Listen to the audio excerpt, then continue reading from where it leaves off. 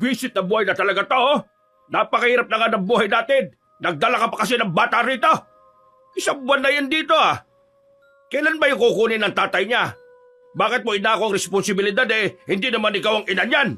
Elo, wala na kasi mapupunta nitong bata. Kawawa naman ito kung magpapalaboy-laboy lang dyan sa daan. Kaya sana, bigyan niyo naman po sana ako ng kaunti pang oras. Pangako, hahanap din kami ng ibang bahay.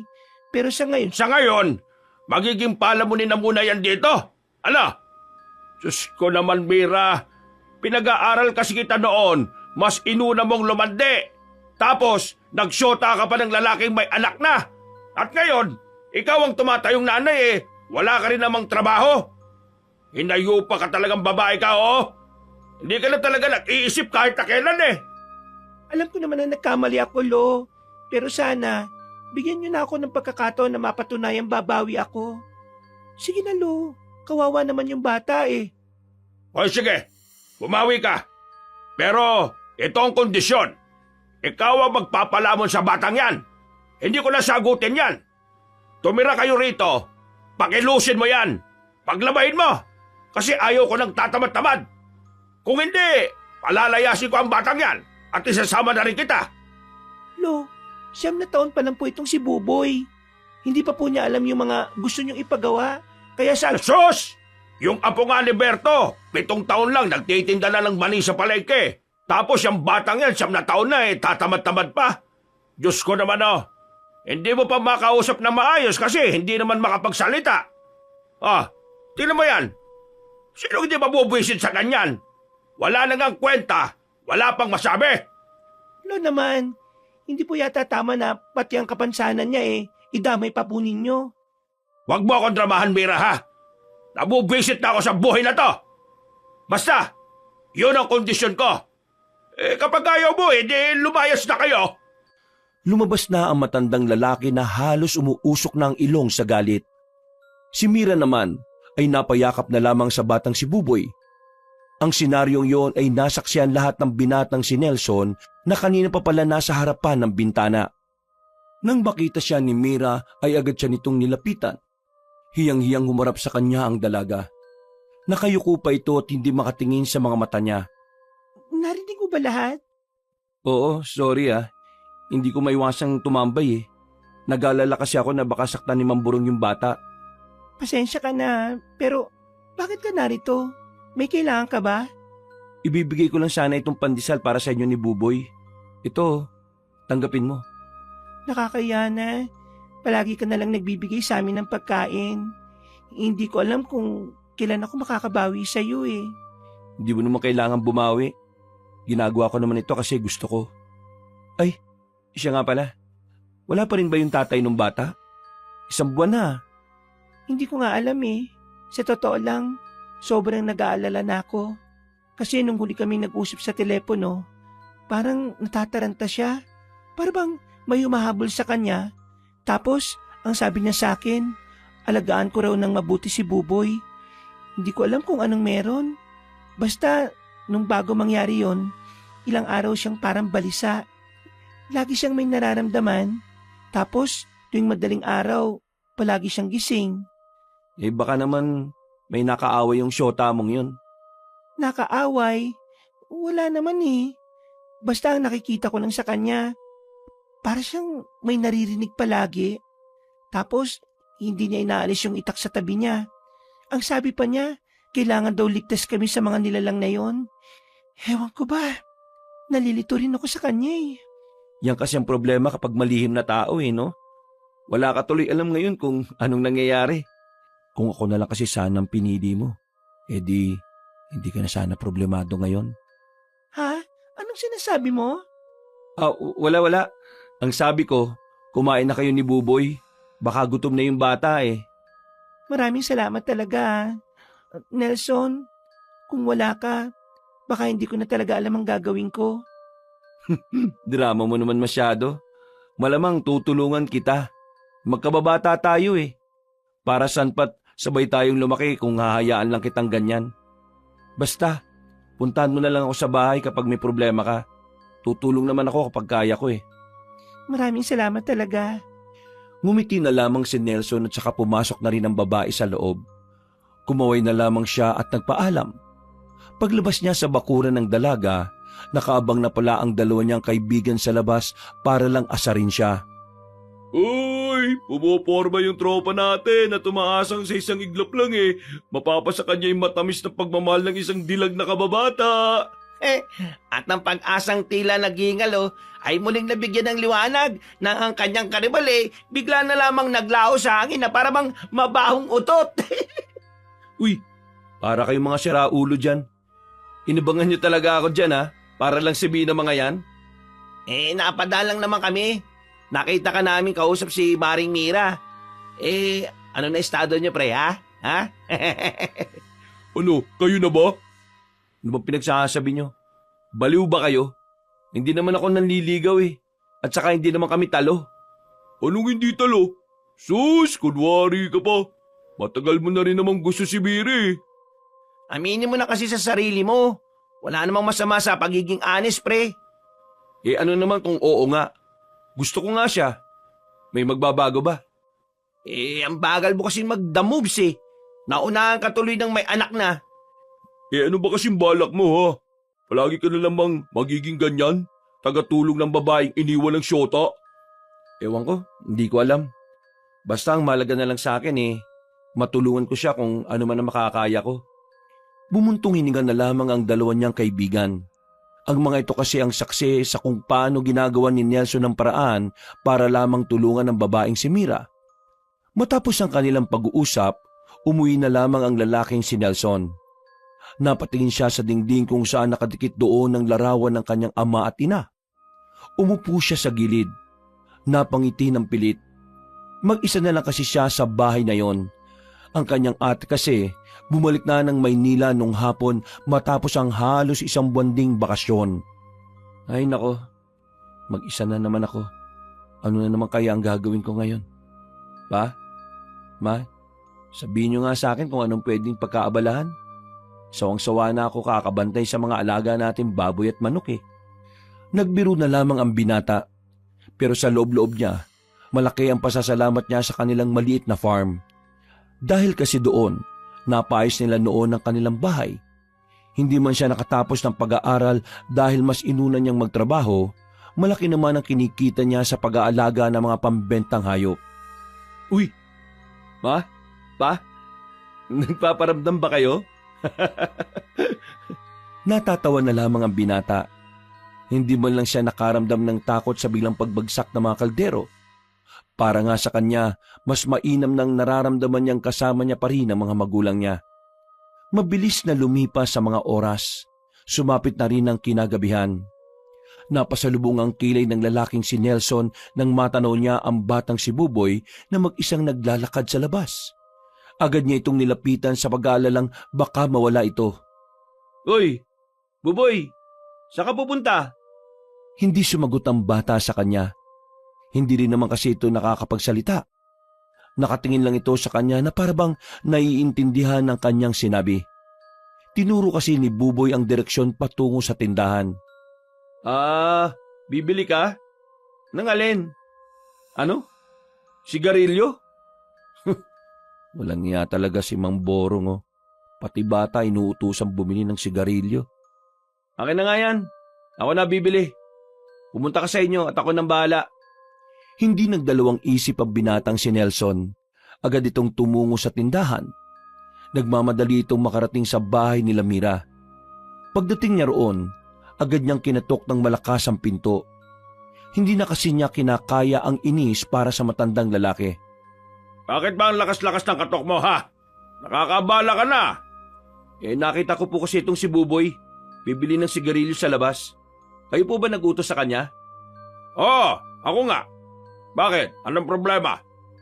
Hindi niyo po dapat inuutusan ng bata na bumili ng sigarilyo. Bakit? Hindi ba pwedeng utusan ng batang yan? Hindi naman sa hindi pwede. Ang sinasabi ko lang naman po, minor de edad pa si Buboy para ma-expose sa mga ganitong bagay. Gaya nito. Kaya ako na lang ang bumili. Inago ni Mang Borong ang hawak-hawak na sigarilyo at saka pinagpatuloy ang pagsusungit. Expose kapag nalalaban. Bakit ka ba nakikialam? Sino ka ba, ha? Kababata po ako ni Mira. Alam niyo naman po yun, di ba? Eh ano naman kung ganon? Huwag niyo po sanang gamitin si Buboy para lang pahirapan ng apo ninyo. Ikaw nga, manahimik ka dyan, ha? Wala kang alam sa hirap ng buhay namin. Kung alam mo lang, alam ko lahat. Saksi ako sa lahat. Kaya hindi niyo pwedeng sabihin sa akin na wala akong alam. Kaya nakikiusap ako sa inyo. Kung hindi niyo kayang mahalin ng batang to, huwag niyo naman po sanang pahirapan o saktan. Eh bakit? Ano ba kasi pakialam mo, ha? Ama ka ba ng batang yan? Sino ka ba para magsalita sa akin ng ganyan, ha? Manahimik ka nga dyan, Nelson. Baka hindi kita batansya dyan. Nako. O sige na, Buboy. Pumasok ka na sa loob. Hintayin mo na lang makabalik yung mama Mira mo. Inakausap pa kita. Huwag kang bastos, oy! Subukan niyo lang saktan si Mira at Buboy. Ako makakalaban ninyo. Bago pa mas lalong bumulusok ang galit na matandang si Borong, umalis na rin si Nelson. Napapailing na lamang siya. Mabuti na lang din at nakapagpigil siya.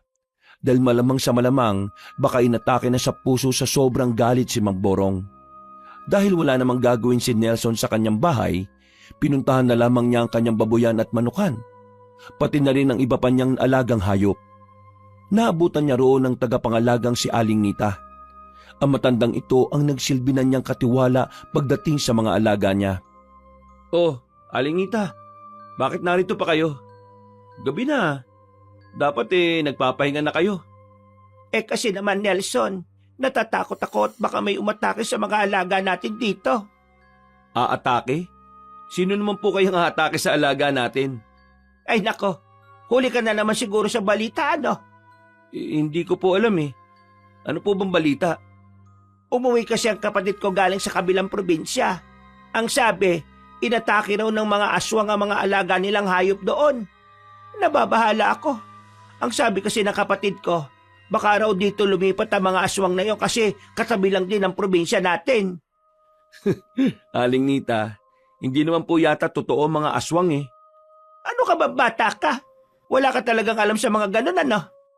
Nung nabubuhay pa ang mga magulang nyo ng ate mo, nako, sila pa nga nagsasabi sa akin na may mga aswang talaga dito sa bansa natin. Marami sila at hindi natin sila dapat baliwalain. Kung yan ang paniniwala ninyo, wala naman akong karapatan na kontrahin yan. Basta ang sa akin lang naman, huwag nyo na po masyadong pagurin ng sarili ninyo. Dapat nagpapahinga na kayo. Ikaw ba? Bakit ka ba nandito pa? Dapat nasa bahay ka na, di ba? Boring ho sa bahay eh. Bala ko lang sanang kausapin yung mga baboy. Loko-loko ka talaga, bata ka. Kapag ang mga baboy sumagot, tatakbo ka talaga. Ewan ko lang sa'yo. Ikaw talaga, Aling Nita. Tara na nga ho, sabay na ho tayong umalis. Ayos lang naman po mga alaga natin. Inakbayan na ni Nelson na matandang babae at sabay na rin silang naglakad. Umuwi na lamang ang lalaking si Nelson at saka nahiga. Agad siyang nakatulog nang ipikit niya ang kanyang mga mata. Nang magising, mukha agad ng dalawa niyang kaibigan ang bumungad sa kanya. Oh, bayan mga bisit naman kayo. Anong ginagawa niyo rito? Wow, gulat na gulat. Bakit? Masama bang narito kami? Oo, masama. Lalo na kung hindi naman kayo nagsasabi. Nakabukas yung pintuan kaya pumasok na kami. Ano ba kailangan nyo? Aga-aga eh. Anong aga-aga? Tangali na, uy. 10:00 na, pre. Lumabas ka na dyan. Kakain na tayo. Anong kakain? Nagluto na kami rito, no? Tagal mo kasing gumising eh. Kala namin kanina, wala ka ng pulso eh. Bakit kayo nagluto? Anong meron? Sira ulo ka ba? Birthday mo ngayon, no? Ha? Sandaling napaisip ang binatang si Nelson. Pagtingin niya sa kalendaryo na nakasabit sa tapat niya, dito niya lamang napagtanto na tama nga ang sinabi ng dalawa niyang kaibigan. Kahit ang sarili niyang kaarawan ay nakalimutan niya rin. Nakakalimutan ko na. Salamat at pinaalala niyo ah. Uy, tara na. Nagugutom na ako no? Paglabas ni Nelson sa kanilang sala, naabutan niya naroon si Mira at Buboy. Agad na napangiti ang binatang si Nelson at hindi niya kasi inakalang makakasama niya ang mag-ina sa kanyang kaarawan. Nung araw na yon, naging maayos at masaya naman ang sandaling yon. Para kay Nelson, yun na ang pinaka-memorable na araw ng buhay niya. Maraming salamat nga pala sa halos buong araw na nakasama ko kayo ni Buboy. Maraming salamat din sa pagtanggap. Ang sarap ng mga niluto nila Ading at Jeff. Masarap talaga magluto yung mga yon. Tayo lang ang tagakain eh. Oh, Buboy, uuwi na kayo ni mama mo ha. Hahatid ko na kayo. Hindi, okay na kami. Kahit na hindi mo na kami ihatid. Ang lapit lang naman eh. Sigurado ka ba? Oo, ayos lang naman kami. Ngumiti na lamang ang dalaga at saka na naglakad ang dalawa. Napapakamot na lamang sa ulo ang lalaking si Nelson. Pinanghinaan na naman kasi siya ng loob. Gusto kasi sana niyang magtapat na sa babae tungkol sa kanyang nararamdaman. Ang bira ka naman. Hinayaan mo na naman makalagpas tong pagkakataon na to. Naku, torpe talaga ang tropa namin. Napalingon si Nelson sa likuran. Akala niya kasi ay nakauwi na ang dalawa niyang kaibigan. Pero hindi pa pala.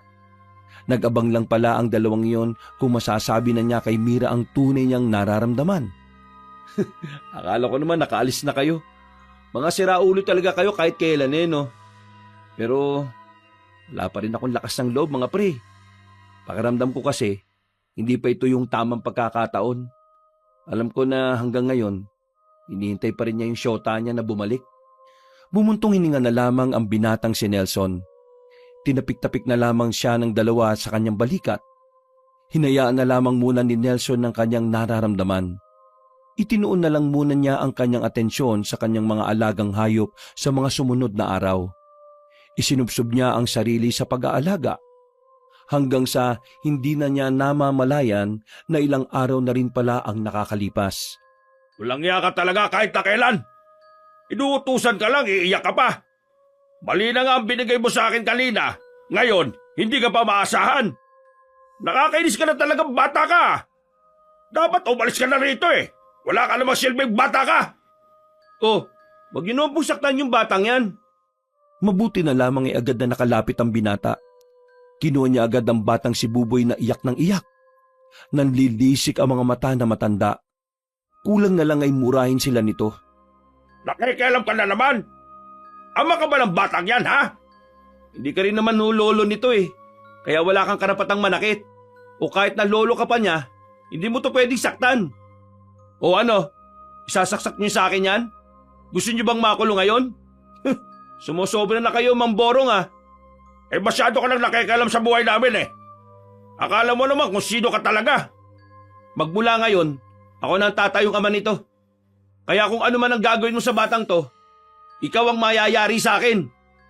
Nanlalaki ang mga mata ng matandang si Borong sa kanyang sinabi. Hindi nito inakala na magagawang magmatapang ni Nelson kahit na may hawak pa siyang basag na bote. Halika na, Buboy. Doon na natin hintayin sa bahay mo ang mama mo. Pauwi na rin yon. Dumidiskarte lang yan ng pera. Binuhat na ni Nelson ang bata. Bago siya umalis, tumingin pa siya ng masama kay Mamborong.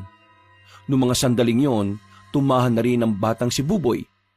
Pero bigla na lang nakapagsalita ang batang si Buboy. Isang salita lang ang binanggit nito, pero labis na natuwa ang binata. Hindi makapaniwala ang binatang si Nelson nang marinig niya ang sinabi ni Buboy. Kaya naman, ibinaba niya ito at sinubukang abangan ulit kung makakapagsalita ba ulit ang bata. Nakakapagsalita ka na ng mama? Sige nga, magsalita ka nga ulit. Kaya mo pa ba? Hindi na sumagot ang batang lalaki. Pero kahit na ganon, wala pa rin paglagyan ng kaligayahan ng binata. Kahit na hindi niya naman anak ang batang yon, ganon na lamang ang kanyang saya. Pag-uwi niya sa bahay, sakto namang nakasalubong nila ang dalagang si Mira. Agad niyang binalita ang sinabi ni Buboy. Kahit si Mira ay sobrang saya rin nang malaman yon. Nung gabing yon, maluwag ang pakiramdam ni Nelson nang natulog siya. Kakaiba ang ligayang dulot sa kanya kapag nakikita niya ring maligaya ang dalagang si Mira. Pero ang kasiyahan na yon ay mawawala sa sumunod na araw.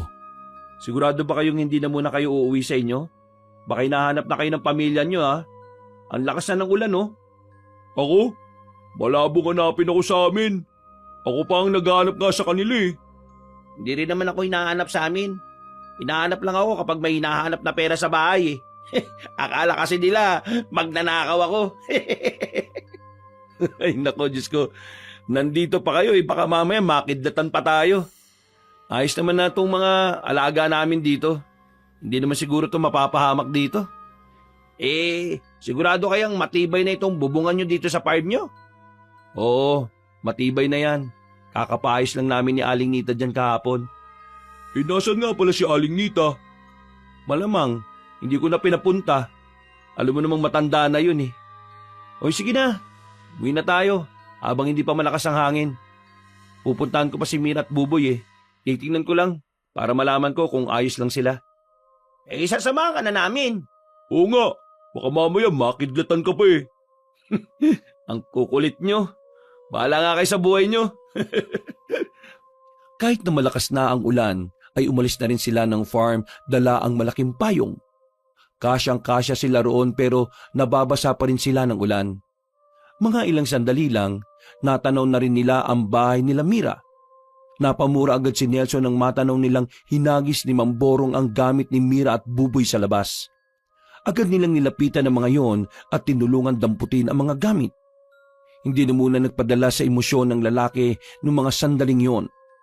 Mas inuna niyang kunin ang mag-ina at dinala niya ito sa bahay niya.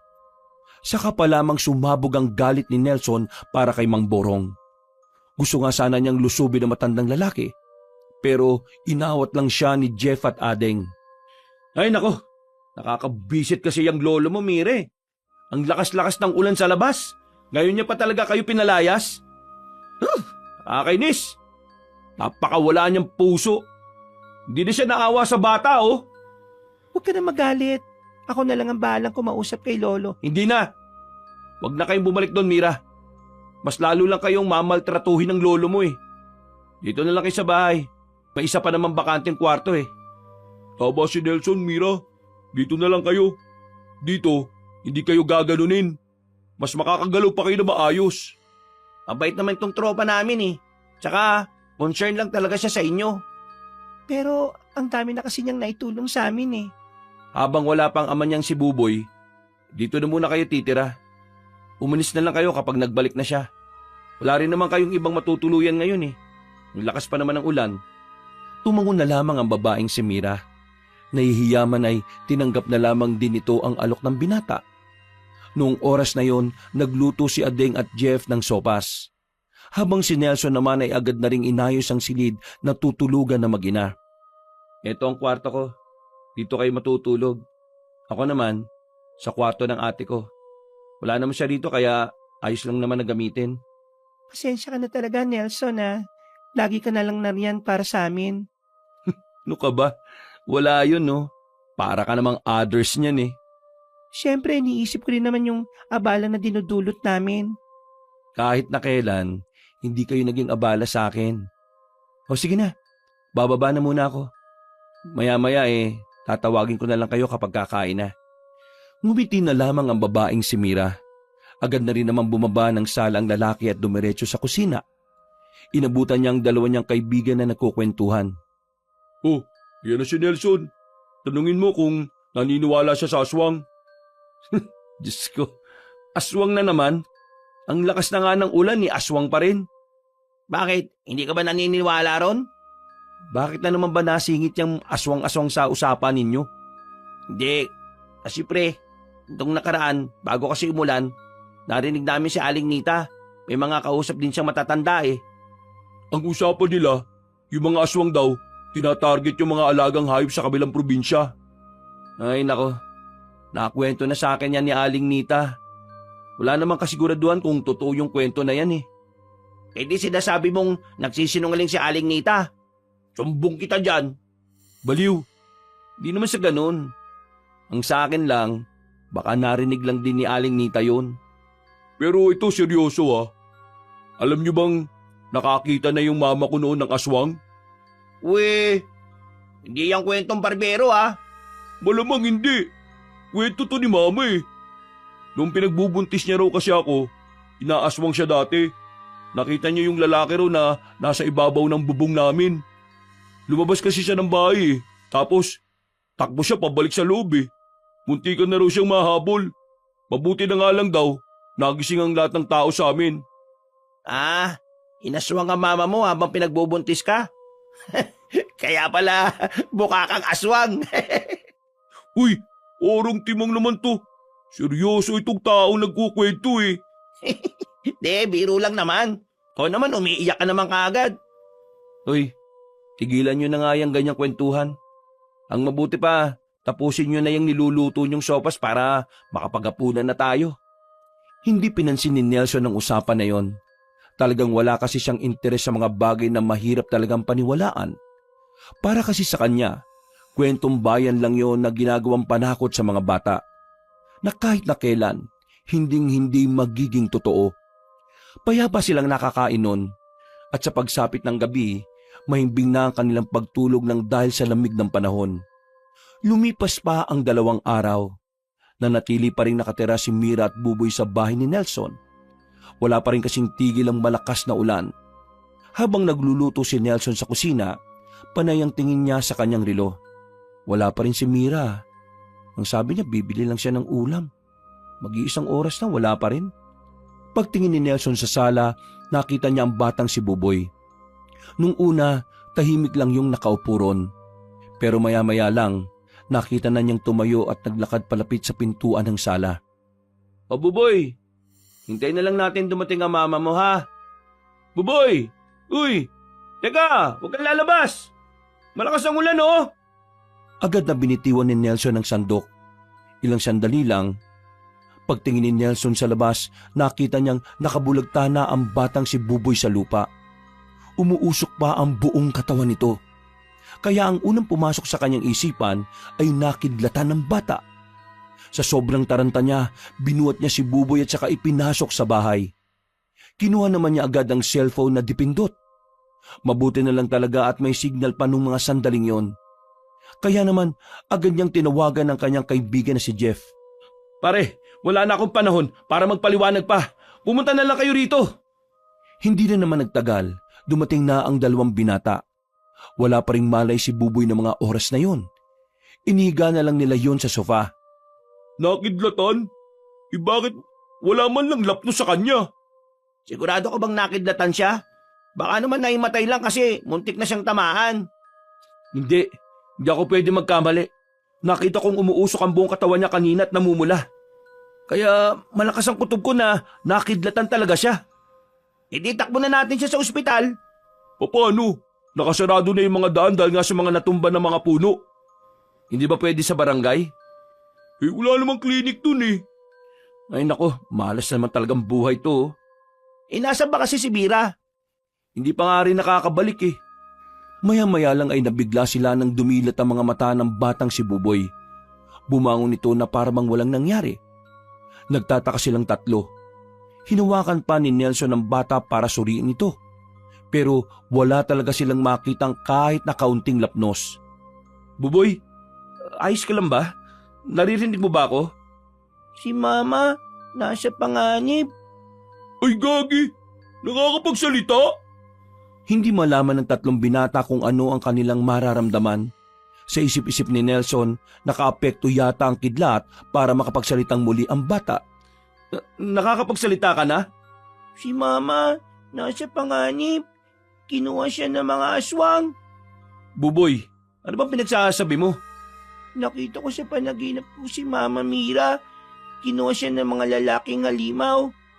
Pre, paano kung tama si Buboy? Anong tama? Paano makukuha ng aswang si Mira wala namang ganun? Totoong aswang. Hindi sila katang isip lang. Teka nga muna. Paano ka nakakapagsalita ngayon? At talagang tuwid ka na magsalita? Paano nangyari? Isang anghel sa kalangitan ang nakakita ng kalagayan ko. Ang kutob ko po, ako ang gusto niyang gawing instrumento para kalabanin ng kasamaan. Ha? Marami pang pinagsasabing weirdong bagay ang bata. Pinakikinggan na lamang nila yon kahit na hindi naniniwala si Nelson. Para itong matanda kung magsalita. Makakaharap sila sa sala. Nakatingin lang sila sa batang si Buboy. Ang bata naman, panay ang tingin sa labas. Kung minsan ay pumipikit, na parang meron itong binubulong na kung ano-ano. Pare, parang naging ibang tao si Buboy ah.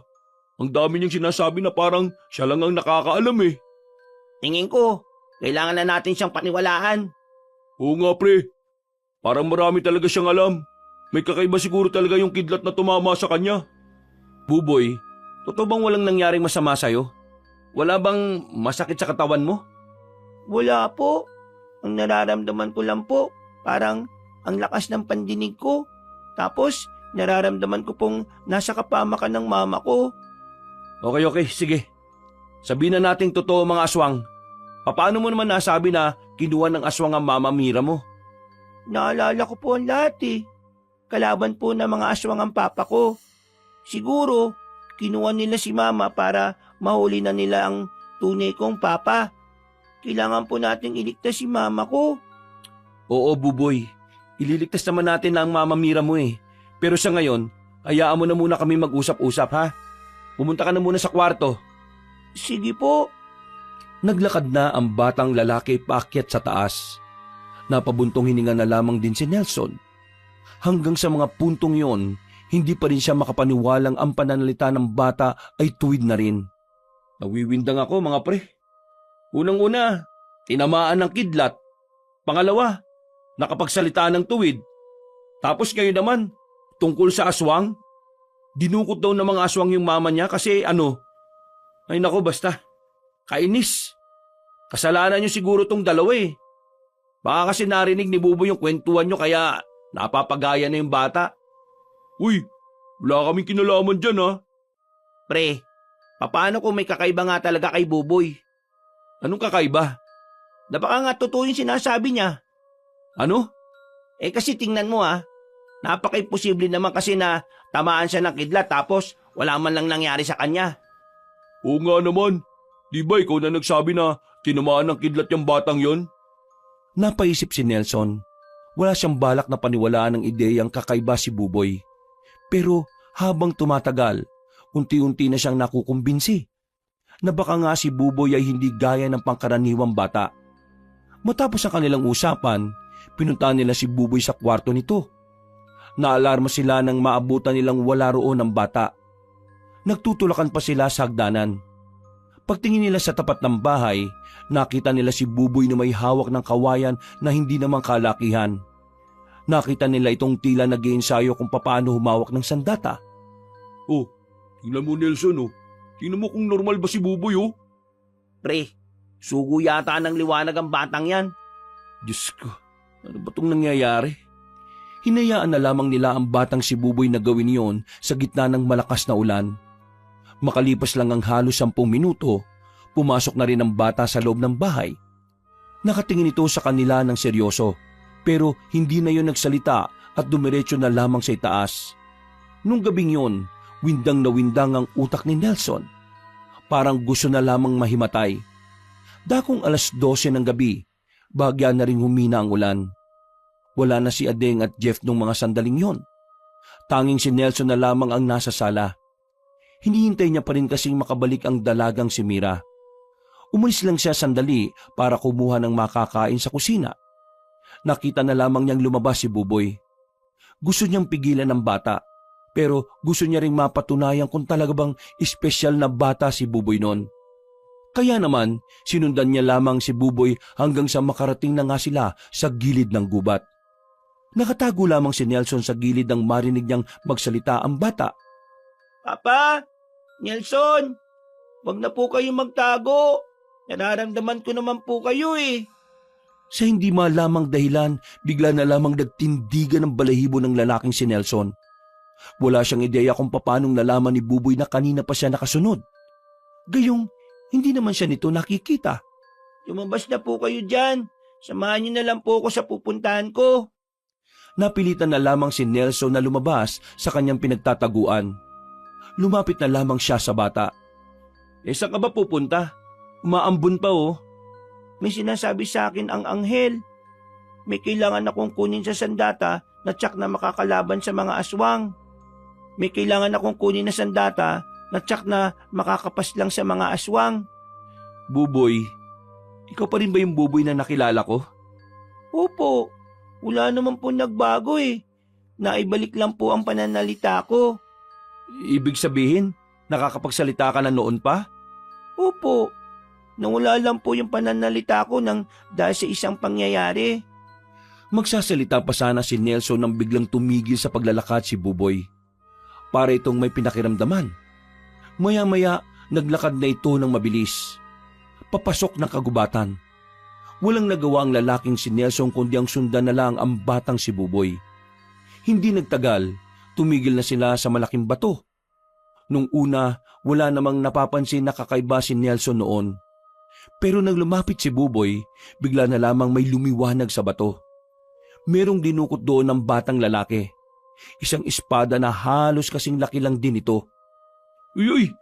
Masamang gumamit ng ganyan ng mga bata ah. Ibinigay po sa akin to ng anghel para kalabanin ng mga aswang. Kaya kailangan ko po itong gamitin. Ano bang anghel? Sinong anghel? Itong malaking bato na umiilaw? Ako lang po nakakakita at nakakarinig sa kanya eh. Ay nako, oo na. Kailangan na nating umuwi, Buboy. Baka lumakas pa ang buhos ng ulan. Tumango ang bata. Para mas mabilis silang makarating ay binuhat na ni Nelson ng batang si Buboy. Pagdating nila sa kanilang bahay ay saka lamang bumuhos ang malakas na ulan. Hawak-hawak pa rin ni Buboy ang espadang nakuha nito. Habang si Nelson hindi pa rin makapaniwala sa mga pangyayari. Para hindi mabuang, palagay niya ay kailangan niya lang talagang tanggapin ng mga kaganapan. Kinaumagahan, ambon na lang ang meron. Bumangon ang binata sa kanyang kinahihigaan. Unang pumasok sa isipan niya ay si Mira. Pero paglabas niya ng silid, wala pa rin ang dalaga. Kaya naman pinuntahan niya si Buboy sa taas. Naabutan niya ang batang tila may ibinubulong sa hawak nitong espada. Kagabi mo pa hawak yan? Shh! Huwag po kayong maingay. Kumamot na lamang sa ulo ang binata. Maya-maya ay natapos na rin si Buboy sa kanyang ginagawa. Ano bang ginawa mo? Nakausap ko lang po yung espada. Inalam ko lang po kung kinikilala na niya po ako bilang kanyang tagapangalaga. Ganun ba? Si mama mo, wala pa ba? Kagabi ko pa po sinabi sa inyo na kinuha nga siya ng mga aswang, di ba? Pero hindi ko naman alam na seryoso ka pala sa sinasabi mong yun. Kung kinuha siya ng aswang, ililigtas namin siya. Ikaw, Kasama po niyo ako. Ako po makakatalo sa mga aswang eh. natigil ang kanilang usapan nang biglang dumating si Adeng at si Jeff. Hingal na hingal ang mga ito at talaga namang bakas ang kaba sa mukha nila. Ano bang problema nyo? Bakit kayo nagmamadali? Yung farm! Yung farm! Yung mga alaga mong baboy, sugatan! Inatake! Ha? Ano? Agad-agad na tumakbo palabas ng bahay ang lalaking si Nelson. Tinungo niya kagad ang kanyang babuyan at naabutan niya doon ang matandang si Aling Nita. Nelson, inabutan ko ng kanya ng mga alaga natin. Yung isa kanina buhay pa eh. Pero wala na ngayon. Namatay na. Tapos, kulang pa rin yung baboy natin. Kagabi, malakas kasi ang ulan kaya hindi ko na rin narinig mula sa amin. Pero ang tingin ko, aswang ang tumali sa kanila. Nakita ko mga bakas na pa dito sa putikan. Yung sugat din ng isang baboy, malalaking kalmot yon. Sinuri agad ni Nelson ang mga baboy. Kulang na yun ng dalawa at namatay naman ang isa. Pagtingin niya sa baboy na yon, nakita niya nga ang malalim na kalmot. Sa gilid naman ng kulungan, may mga bakas ng paa. Ilabas na lang natin tong isang baboy. Huwag nang kainin. Baka mamaya may malason pa. Ilibig na lang natin dyan mamaya. Papakiusapan ko si Mang Tommy. Pasensya na talaga, Nelson, ha? Hindi ko nabantayan. Huwag niyo na pong sisihin ang sarili niyo. Wala naman po kayong kasalanan eh. Kung sino man ang gumawa nito, magbabayad siya sa kasalanan niya. Huminga na lamang ng malalim si Nelson. Pero sa kaloob-looban niya, hindi niya maiwasang hindi manghinayang. Yung dalawang pinakamalaki pa kasi ang kinuha. Samantalang malaki rin ang namatay na baboy. Dahil dito, naghihinala na talaga si Nelson na baka totoo na nga ang mga aswang. Na baka kailangan niya na rin talagang paniwalaan ang batang si Buboy. Balisa ang lalaking si Nelson nang umuwi siya ng kanyang bahay. Nababahala siya sa mga nangyayari. Naiisip niyang baka balik-balikan ng mga alaga niyang baboy. Pati na rin ang iba niyang hayop na nasa farm niya. Habang problemado siya na nakaupo sa sala kasama ang dalawa, lumapit sa kanila ang batang si Buboy. Dala-dala nito ang espada na tila kumikinang sa sobrang linis.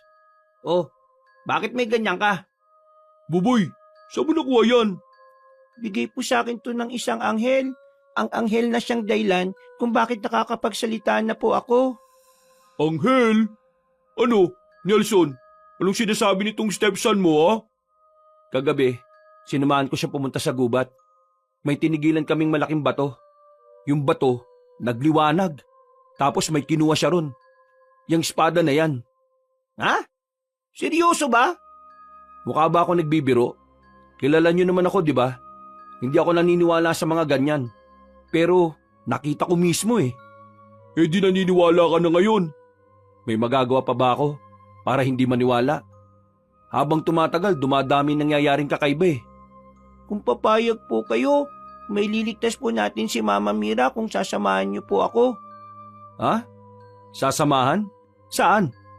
Samahan niyo po ako sa laban na ito. Ang laban sa mga aswang. Nagkatinginan ng tatlong lalaki. Kahit na parang kaduda-duda pa rin ang mga sinasabi ni Buboy, pakiramdam nila ay kailangan na talaga nilang pakisamahan ng bata. Mula kasi ng tama nito ng kidlat, kutob ni Nelson ay may nangyari talagang kakaiba sa buong pagkatao ni Buboy. Anong kailangan namin gawin? Seryoso ka ba? Sasama ka talaga? Di ba, kayo ang unang nagsabi sa akin na totoo ang mga aswang. Kung totoo may aswang, isa lang ang ibig sabihin nun. Malalagay sa alanganin ng mga mahalaga sa akin. Ang farm. Pati na rin si Mira. Kaya, kailangan ko nang gawin to. Kung ayaw niyong sumama ayos lang. Hindi, nasama ako. Boring ang buhay ko eh. O sige na nga, sasama na nga rin ako.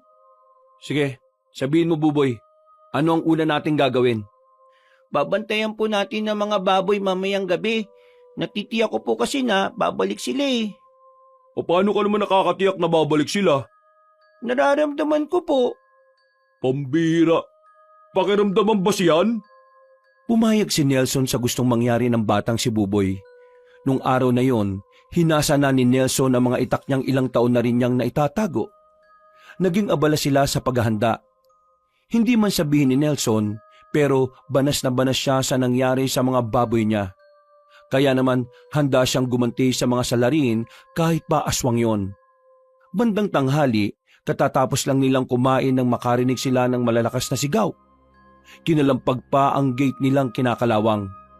Paglabas nila ay nakita nilang naroon na matandang si Borong. Galit na galit ito at may hawak pang yantok. Hinarap yun ni Nelson. Ano po bang problema nyo? Bakit kayo nag-iingay? Sisirain nyo pa yung gate namin eh. Tuluyan ang pumasok ng bakuran na matandang lalaki. Umaamba-amba pa ito ng yantok pero hindi naman nagpapatinag si Nelson. Nasaan ang apo ka? Sino nga po sinasabi nyo? Tanga ka ba? Sino ba ang apo ko? Malamang si Mira. Nasaan siya? Ilabas niyo siya at pauwi niyo siya sa bahay ko. Wala siya rito. Anong wala? Nandito nga yung bubwit na yan, oh. Ibig sabihin, narito lang din ang babaeng yon. Kaya ilabas niyo na siya bago ko pa kayo mahambalos itong hawak ko. Wag ko kayong mag-iskandalo dito, Mamborong.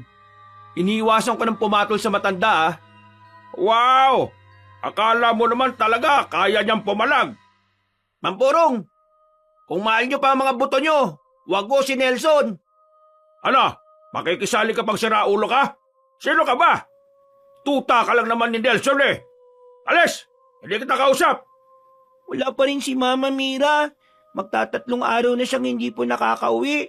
Kinuha po siya ng mga aswang eh. Lalong nang galaiti ang matandang si Borong nang marinig ang sinabing yun ni Buboy. Kaya naman, ang bata ang sunod nitong pinagbuntungan. Hinuwakan ni Mamborong ang kamay ng bata at takmang hihilahin. Pero nagtaka ang matanda nang hindi niya ito mahila. Masyadong mabigat ang timbang ng bata para madala niya ito ng basta-basta. Bagay na ipinagtaka rin nila Nelson. Bakit hindi kita mahila, bubwit ka? Parang ang bigat-bigat mo. Hindi na po kayong dating buboy na iiyak lang po kapag inaaway ninyo. Ano? Ano sinabi mo? Hindi na po ako papayag na aapihin niyo lang po ako ulit. Ay, natuto ko na magsalita Natuto ko na rin maging bastos. Hinambalos ni Mamborong ng hawak nitong yantok ang bata. Pero laking gulat nilang lahat nang hawakan lang ni Buboy ang yantok gamit ang isang kamay. Inagaw yun ni Buboy. Pinakita niya pa sa matanda kung paano niya baliin ang yantok. Nanlaki ang mga mata ng matanda. Hindi kasi ito makapaniwala na nagawa yun ng isang batang musmos. Kagaya po ng sinabi ko sa inyo, hindi na po ito yung batang iiyak lang kapag inaaway. Hindi ka basta bata. Demonyo ka! Diablo! Paano mo nabali ang yantok ko? Isa kang diablo! Hoy! Mag-ingat-ingat ka sa sinasabi mo Baka isilid na kita sa sako. Malis ka na nga! Nanlilisik ang mga mata ng matandang lalaki na si Mamborong ng mga sandaling yon. Nang makaalis na yon, agad namang pinagtuunan ni Nelson ang bata. Buboy, paano mo nagawa yon? Dahil po yun sa kapangyarihan na binigay sa akin ng anghel. Sino ba yung anghel na yan? At nang makaharap naman namin? Hindi po siya magpapakita sa inyo. Hindi niyo po siya makikita. Buboy, ito bang mga kakayahan mo? Nakatadaan na ba talaga to para ano? Para labanan mo yung mga aswang? Yung pong sinabi sa akin ng anghel Yung pong sinabi sa akin ng anghel Nung magising ako mula nung tumama sa akin yung kidlat, ako raw ang sugo na inatasan na lalaban sa kasamaan. Nagkakatinginan na lamang ang magkakaibigan. Napapangiti na lamang sila sa ideyang totoong may kakaiba talaga sa bata. Pero sa puntong ito, hindi na sila nagdududa pa kay Buboy. Lahat na ng sasabihin nito ay kanila na kagad pinaniniwalaan. Kaya nang sumapit ang kinagabihan, inihanda na rin nila ang kanilang sarili. Kanina pa tayo dito nagabang. Wala namang aswang. Anong oras na Manahimik ka nga. Lakas-lakas pa ng boses mo Oo nga, kala mong layo-layo na kausap mo. Kailangan lang natin maghintay. Alam kong babalik po sila ngayon. Nung gabing yun, nasa farm na sila Nelson habang nakatago sa likuran ng kulungan ng mga kambing. Nakasilip lang sila sa babuyan. Hawak-hawak na rin nila ang mga daladala nilang itak. Habang espada naman ang kay Buboy. Hindi nga nagtagal, naramdaman na rin ng batang si Buboy ang presensya ng aswang. Nakita na lamang nila na merong 4 na lalaking lumalapit sa kulungan ng manok. Bukas ang ilaw sa babuyan, pero hindi nila maaninagan ang mukha ng mga yon. Samantala, inihanda na rin ang batang si Buboy ang kanyang sarili. Ganyan pala talaga ang mga aswang na yan. Mukha silang mababangis Mababangis po talaga ang mga aswang, kaya kailangan po niyong magdoble ingat Nung mga sandaling yun, parang si Buboy ang tumatayong leader ng 3 lalaki. Sumenyas na ito na lumabas sila nang makitang nagtatangka ng kunin ng mga aswang ang baboy. Hindi niyo na mauulit ang ginawa ninyo! Malakas ang pagkakasigaw ni Buboy. Napatigil ang 4 na aswang at hinanap kung saan ang gagaling ang boses. Nang makita siya ng mga yon, agad na naglabas ng mahahabang pangil ang mga aswang. Hindi nila alam kung anong uri ng aswang ang mga yon. Basta ang una lamang nilang napansin, mahahaba ang dila nito, mapapayat at mahahaba ang binti. Tumakbo ang mga aswang palapit sa bata. Hindi na rin naman nagsayang ng oras sila Nelson na lapitan si Buboy. Paglapit sa kanila ng mga nilalang, ay agad nila itong kinalaban. Pero hindi pa man nakakaporma ang 3 binata, si Buboy ang sumalubong sa mga yon. Napanganga sila sa galing ng bata sa pakikipaglaban gamit ang espada. Agad nitong tinamaan ng 2 aswang sa leeg. Parang sumasayaw lang si Buboy sa kung papaano nito iwinawasiwas ang sandata. Hindi rin ito matamaan ng mga nilalang na yon dahil masyadong mahusay sa pag-ilag ang bata. Uy, tingnan niyo Si Buboy pa ba yan? Nelson, hindi naman yata tayo kailangan Walang masabi ang lalaking si Nelson. Kahit siya ay hindi rin makapaniwala sa kanyang nasasaksihan. Sa puntong ito, kumbinsido na nga siya na si Buboy ang tagapagligtas. Sugatan ng aswang ng mga sandaling yon. Nakatakas ang 3, pero ang isa ay hindi na makagalaw ng tutukan ito ng espada ng bata.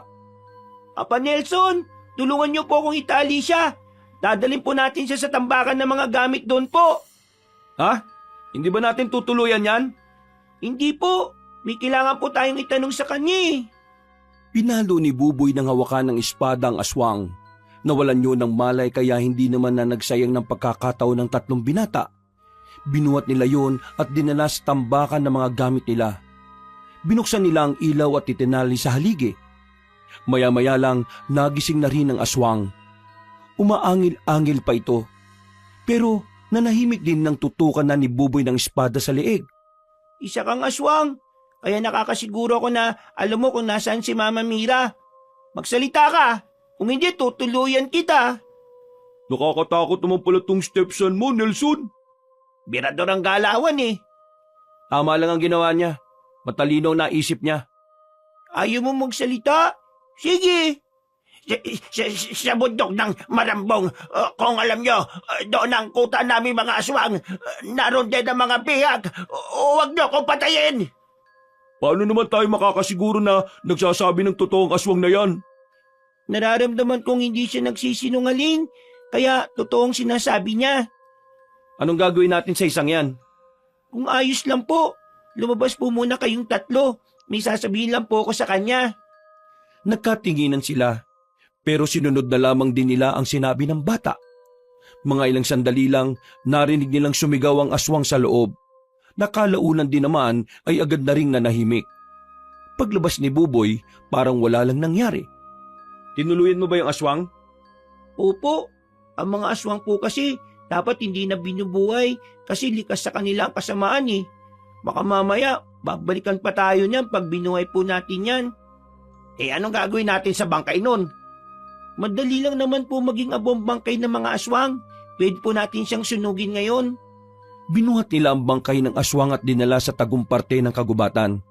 Binuhusan nila yon ng gas at saka agad na rin sinilaban. Habang pinagmamasdan nilang nasusunog ang katawan ng aswang, nakaupo lamang sila sa malaking bato. Kalmado na ang kanilang kalooban ng mga sandaling yon. Pre, hindi naman sa nagdududa pa rin ako rito kay Buboy ah. Pero Buboy, sino ka ba talaga? Bakit ang galing mo sa pakikipaglaban? Saka sabi mo, di ba, ikaw ang napili ng sinasabi mong anghel? Siguro kaya kanya pinili kasi alam niyang kaya mo. Ang tanong ko, sino ka ba talaga at anong pamilya ang kinabibilangan mo? Para ka naman timang sa mga tanong mo. Bata pa rin yung kausap mo, uy. Naalala ko na po ang lahat. Ang tungkol sa akin at ang tungkol sa pinagmulan ko. Ang tatay ko po kasi ay isang manunugis. Kinakalaban niya ang mga aswang. Ang ganong gawain niya ang dahilan kung bakit siya nawala at hindi na bumalik sa amin ni Mama Mira.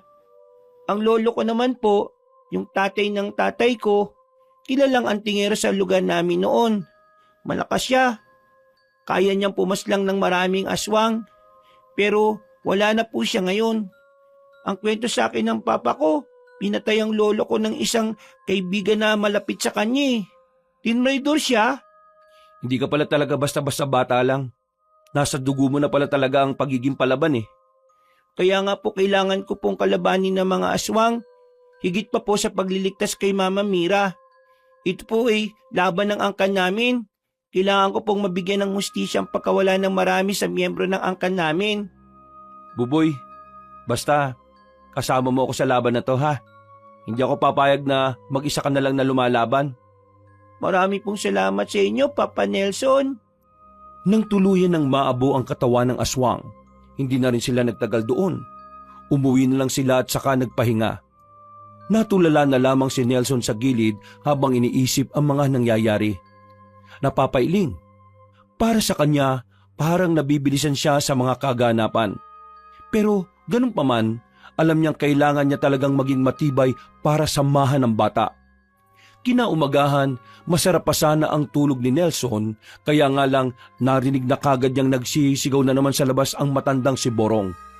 Sinasabi nito sa lahat ng dumadaan na dyablo ang batang si Buboy. Pero wala naman ni isa ang naniniwala rito. Hindi naman na sana nila yun papansinin. Ang kaso nga lang, kinakalampag nito ang kanilang gate. Lumabas si Nelson para sana lapitan si Mang Borong. Pero inabutan niyang may kasagutan na si Mang Borong na isa pang matandang lalaki. Pasensya ka na, kumpadre. Hindi ko naman sinasadyang mabangga ka. Ikaw ang bigla na lang umikot eh. Eh, kasalanan ko pa ngayon. Tingnan mo ang ginawa mo! Dumugo ang labi ko dahil nagkauntugan tayo! Dahil to sa katangahan mo! Huwag naman ganyan, pare. Napadaan lang ako rito dahil meron akong hinahanap. Huwag mo naman akong, tarantado ka bali! Paano hindi ako magagalit sa'yo? Bilangga mo ako! Hindi ko nga naman sinasadya. Ikaw nga ang biglang umikot eh. Nakita mo nagsisigaw ako rito, di ba? Imposible hindi ka naman makailag sa akin. Inutel ka ba, ha? Inutel ka? Hinawakan ni Mamborong ang matandang lalaki sa balikat. Pero agad niya yung hinawi at galit na tinulak ang kausap. Huwag mo ka ba hawak-hawakan, ha? Hindi kita kilala. Habang nagkakasagutan ng dalawang matanda sa labas, napabuntong hininga na lamang ang lalaking si Nelson. Sino yung kaaway ni Mamborong? Parang kanina lang sigaw siya ng sigaw dito sa atin, ha? Hindi ko rin kilala yung matanda eh. Pero nakabanggaan niya raw. Ayun, nagalit tong si Mamborong. Buti nga hindi siya pinapatulan ng isang matanda eh. Mukha pa namang basagulero. Hindi na lamang nila pinansin ang mga nangyayari sa labas. Mga ilang sandali lang din kasi ay natigil na rin ang mga yon. Maya-maya pa, nagising na ang batang si Buboy. Ang sabi ng bata ay meron itong naramdamang mabigat na presensya sa paligid. Pero hindi rin naman ito mapaliwanag. Nang tingnan naman nila ang paligid, wala naman silang nakitang kahit na anong aswang. Mabilis na lumipas sa mga oras at sumapit na rin ang hapon. Maya-maya pa, bumalik na si Jeff galing sa labas. Pre, si Mamborong. O bakit? Si Mamborong, pre. Bakit nga? Nagingalo sa bahay nila ngayon. Ha? Paano nagingalo? Ang lakas-lakas pang ang sumisigaw kanina. Baka inatake na sa puso. Hindi. Narinig ko sa mga tao naroon. Nangitim daw ang kaliwang katawan ni Mamborong. Tapos ngayon, hinang-hina na. Papa Nelson, pwede bang dalin mo ako dun sa kanya? Ha? Bakit? Kailangan ko lang malaman kung may kinalaman dito yung aswang at ang mabigat na presensya na nararamdaman ko ngayon. Hindi na nagdalawang isip si Nelson. Mabilis silang lumabas ng bahay at nagtungo sa kinaroroonan ni Mamborong. Noong mga sandaling yon, nakita nilang tumpukan ng mga tao sa harapan ng bahay. Wala ni isa ang nagkukusang tulungan na matanda para madala sa ospital. Sa palagay ni Nelson, marami din kasing galit kay Mamborong kaya ganon. Pagpasok nila sa bahay, inabutan nila ang matandang nakahiga na sa sahig. Kitang-kita nila ang pangingitim ng halos kalahating katawan nito. Hinawakan ni Buboy ang balikat na matanda. Dito na nakumpirma ng bata na aswang nga talaga ang dumali kay Mamborong. Papatayin ko siya! Papatayin ko siya! Napailing na lamang sila Nelson nang makitang tuluyan nang namatay ang matandang si Borong. Inakala ng mga tao kinulam ang matandang lalaki. Pero ang sinabi ni Buboy kay Nelson, aswang ang naging dahilan ng biglang pagpanaw na matanda. Nang makabalik na sila sa kanilang bahay, dito na ipinaliwanag ni Buboy kung ano ang posibleng nangyari. Ang aswang po kasi, may kakayahan po silang pumatay ng tao sa pamamagitan lang po ng paglalagay ng sakit. Ginagawa po nila yon sa pagtapik ng balikat ng tao. Pwedeng kaliwa, pero mas matindi po kung sa kanan. Mayroon pong nakaaway si Lolo Borong kanina na hindi niya alam, aswang pala. Nelson, ibig sabihin aswang yung kanina? Oo, yung matandang nakasagutan ni Mamborong. Namukhaan nyo ba? Hindi ko kasi namukhaan eh. Hindi, kagigising lang namin kanina eh. Kung nakilala sana natin, siguradong magagamit natin siya para mahanap si Mira. Hindi po siya basta-basta aswang. Malakas po ang kutob ko. Siya po ang pinuno. At baka ako pang hinahanap niya rito sa lugar natin eh. Alam na niya siguro na ikaw ang makakalaban niya. Ang akala niya bata lang ako. Kaya malakas ang loob niyang hanapin po ako dito. Anong balak mo ngayon, Buboy? Sasabayan po natin siya sa paghahanap. Alam ko pong narito pa rin siya. Kailangan lang po natin hintayin na sumapit ang gabi. Sa puntong yun, kinabahan na naman ng kalooban ni Nelson. Pakiramdam niya kasi ay mapapalaban na naman ang batang si Buboy.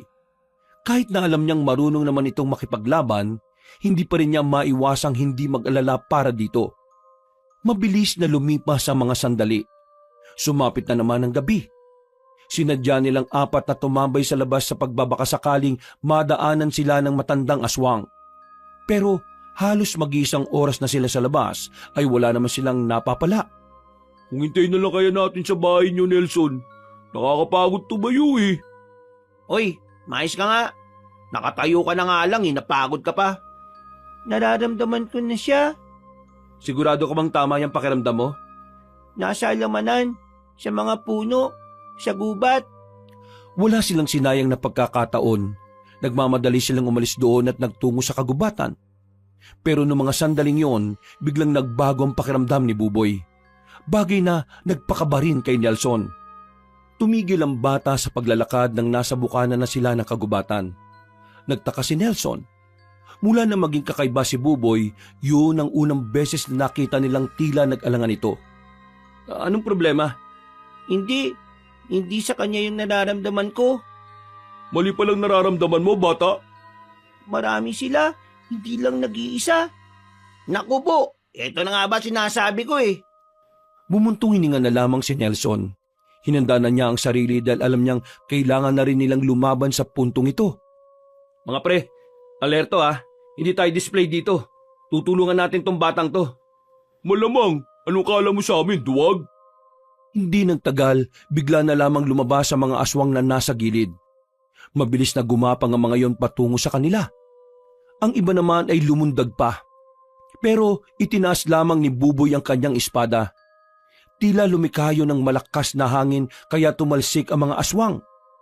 Angas naman ang espada mo, Buboy! Doon kayo sa kabila, dito kami ni Buboy. Muling lumapit ang mga aswang at sa mga sandaling yon ay nakipagpatayan na rin si Nelson. Sa buong buhay niya, kahit na kailan na hindi niya inakalang mararanasan niya ito. Pero aminado siya na sa mga sandaling yon para siyang nakakaramdam ng kakaibang saya at pagkasabik. Nabawasan ang kanyang kaba. Mas ginanaan siya sa pakikipaglaban nang makitang ganadong-ganado si Buboy sa pakikipaglaban. Ano mga pre, kaya pa ba? Nakita niyang may mga sugat na rin ng dalawa pero nakangiti pa rin ang mga yon. Kaya pa, maliit lang naman tong mga sugat namin eh. Nang maidako nila ang tingin sa batang si Buboy, namanghana naman sila. Dahil sa kakaiba nitong husay sa pakikipaglaban, walang kahit na sinong aswang ang nakatama sa bata. Nang mapabagsak na ni Buboy ang mga aswang, buong akala nila ay nanalo na sila sa labanan. Pero hindi pa pala roon natatapos ang lahat. Lumabas ang matandang aswang. Ang matandang aswang na naging dahilan kung bakit namatay si Mang Borong. Nakatayo lang yun sa gitna ng daan habang nasisinaga ng maliwanag na buwan. Sino ka? Ipakilala mo sarili mo. Ako si Nandro. Ako ang pinuno ng mga aswang. At nandito ako para personal na paslangin ang batang yan. Ang batang natitira sa angka ng mga antingero. Saan mo dinala ang Mama Mira at Papa ko? Ang mama mo, hindi ko alam kung anong nangyari sa kanya. Malay mo, kinain na siya ng mga alaga ko. Pero ang papa mo, maaga ko siyang pinaslang. Kaya ngayon, ikaw na lang ang natitira sa mga antingero at manunugis. Pagbabayaran mo ang ginawa mo sa angkan ko, matandang aswang. Yan! Yan ang gusto ko, bata. Pumapalag! Buboy, nandito lang kami ah. Hindi ka namin iiwan. Mga pare, iandaan niyo mga sarili ninyo. Epep! Huwag na kayong makisali. Wala naman kayong bilang sa akin eh. Yang bata lang na yan ang gusto kong kalabanin. Kasi siya lang naman ang may halaga eh. Ros, matanda ka na. Lalaban ka pa sa bata. Ano ka? Isip bata? Wala kaming pakialam sa mga sinasabi mo. Basta kami, hindi namin nahayaang mag-isa si Buboy. Eh di bahala kayo. Walang sisihan kapag namatay kayo, ha? Yeah! Gumawa ng pag-atake ang matandang si Nardo. Agad naman naganda ang batang si Buboy. Umabante ang bata. Sinalubong nito ang matandang aswang. Nang hagupitin ni Buboy ang kalaban, tinamaan niya agad yon sa muka. Kahit nadaplis lang yon ay hindi kinatuwa ni Mang Nandro ang ginawa ng bata. Ang kapal ng mukha mong daplisan ng mukha ko! Dumi ka lang sa paningin ko, bata ka! Mas lalong naging mabangis ang matanda sa mga pagkakataong yon. Naalarma na si Nelson. Dahil ang akala ng binata, hindi kakayanin ni Buboy si Mang Nandro. Sa pangalawang pag-atake ng matandang aswang ay mas naging alerto naman si Buboy. bawat kalmot ng pinunong aswang ay madaling naiilaga ng bata. Bukod kasi sa maliit ito, taglay talaga ni Buboy ang kakaibang liksi dulot ng kapangyarihan ng kanyang espadang hawak. Nang makakuha ulit ng tamang pagkakataon ng batang si Buboy, nagawa niya ulit patamaan ng taga ang matandang aswang. Tinamaan niya yon sa bandang tiyan. Kitang-kita ang panghihina ni Mang Nandro. At nung mga sandaling yon, para bang alam na ng pinunong aswang na hindi niya kakayanin si Buboy. Kaya naman, bago pa siya mapaslang ng bata, agad na itong tumalon papunta sa puno. Tinakasan ng pinunong aswang ang kanilang laban. Hahabulin pa sana ni Buboy ang matanda pero bigla na lang itong nakaramdam ng panghihina. Oh, Buboy! Ano nangyayari sa'yo? Inaano ang boses mo? Baka mamaya malaman ng matanda na hinimatay si Buboy. Balikan pa tayo nun. Nawalan ng malay ang bata. Agad naman itong binuhat ni Nelson. Wala na silang sinayang pang pagkakataon. Agad na rin silang umalis. Inuwi na muna nila ang bata. Saktong pagpasok nila, nagkaroon na ng malay ang bata. Pero kahit na nagawa na nitong makaupo, nakita nilang mukhang hindi na kayang lumaban pa ng bata. Anong nangyari sa'yo, Buboy? Ayos ka lang ba? Anong masakit sa'yo? Nangihina po ako. Parang hindi ko na po kayang habulin yung matandang aswang. Ano ka ba? Hayaan mo na muna yun, no? Ang mas malaga ay ang kaligtasan mo. Mga pre, kumuha nga kayo ng maligamgam na tubig. Buboy, nagugutom ka ba? Anong gusto mo? Teka, kukuha lang ako ng pagkain mo, ha? Papa Nelson, nasaan po ang espada ko? Eto, bakit? Nagulat na lamang si Nelson nang biglang yakapin ng batang si Buboy ang espada niya. Napansin ng lalaki na unti-unting nawala ang pamumutla ng bata. May kung anong kapangyarihan na nagpagaling kay Buboy. Bagay na mas lalong ikinamangha niya. Ganun pa man ay ipinagpapasalamat na lamang niya na kahit papaano nakatulong ang espada sa pagre-recover ng bata. Ang tanging iniisip na lamang niya ng mga sandaling yon ay kung papaano nila haharapin ang mga aswang. Habang nagpapahinga si Buboy, nagkape na lamang ang tatlong binata. Tulala si Nelson. Hindi ito makausap na maayos sa mga lumipas na oras. Kanina ka pa namin tinatawag, pre. Uy, di mo ba kami naririnig? Ha? Ano yun? Iniisip mo pa rin ba yung nangyari kanina? Oo eh. Bakit? Ano bang bumabagabag sa'yo? Okay naman na si Buboy, ah. Wala lang. Naisip ko lang, wala pala akong nagawa kanina para tulungan si Buboy. Sa madaling salita, wala akong nagawa para kay Mira. Alam nyo, mula nang mawala mga magulang ko at mula nang mag-isa na lang ako sa bahay na ito, pakiramdam ko wala na akong silbi. Hindi ko alam kung anong pakinabang ko sa iba. Kaya ngayon, kahihiyan ang tingin ko sa sarili ko eh. Yung 9 na taong bata, hindi ko magawang tulungan. Parang pabigat lang ako eh. Pambira ka naman. Kami rin naman eh, wala kami nagawa kanina. Nakatingin nga lang kami. Pero hindi namin inisip na pabigat kami. Kasi alam mo kung bakit? Naniniwala ko na lahat ng tao sa mundo may kanya-kanyang kapakinabangan. Kailangan lang nating hintayin kung kailan ang tamang oras para sa atin. Sa ngayon, wala tayong nagawa para makatulong kasi hindi nakaayon sa atin ang sitwasyon.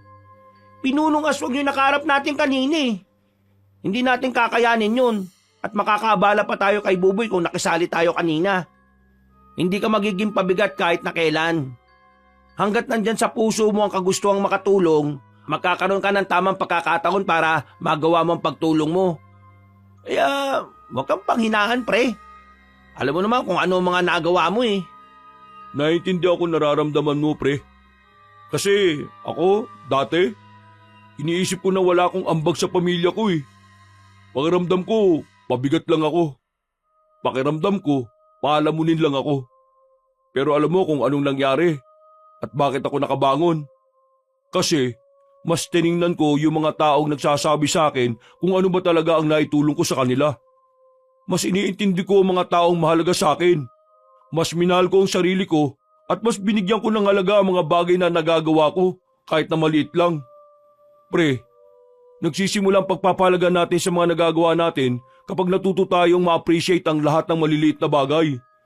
Kung di man tayo nakatulong sa laban kanina, ang mahalaga kasama natin si Buboy ngayon. Inaalagaan natin siya at inaasikaso. Binabantayan sa mga oras na hindi niya alam ang nangyayari. Kaya talaga, swerte ako sa inyo mga pre, no? Kahit papano. Hindi lang kayo maaasahan. Talaga namang may mga matitinuring kayong sinasabi. Alam niyo kung wala kayo, baka matagal na akong sumuko Kaya maraming salamat mga pare Kasi ngayon, medyo naliliwanagan na ako sa tunay kong halaga. Kung hindi ko man matutulungan si Buboy sa pakikipaglaban, tutulungan ko na lang siya sa ibang bagay na alam kong kakailanganin niya. Yan ang tropa namin! Mabuti naman at tumino kaagad ang utak mo, Nelson. Ay nako, sa'yo lang din naman kami kumukuha ng lakas ng loob minsan pasensya na kayo Alam niyo kasi, talagang bumababa ang kumpiyansa ko sa sarili ko kapag may mga ganitong pangyayari. Pero salamat at andyan kayo para iangat ako ulit. Sa ngayon, gagawin ko ang lahat na makakaya ko para sa batang to at para mailigtas si Mira. Nag-apira ng tatlo. Sa puntong ito ay nawala na rin ang pangamba sa kalooban ng binatang si Nelson. Mga ilang sandali pa, nagising na rin ang batang si Buboy. Bumalik na rin ang lakas nito. Para bang walang nangyari kung kumilos ito. Masigla at talaga namang buhay na buhay. O Buboy, gising ka na pala. Bakit ka bumangon? Madaling araw pa lang naman Dapat nagpapahinga ka na lang muna. Nasa maayos na kalagayan na po ko, Papa Nelson. Kayo nga pong iniisip ko Oh, bakit naman? Ayos lang din naman ako. Ano ka ba? Nararamdaman ko po ang bigat ng kalooban nyo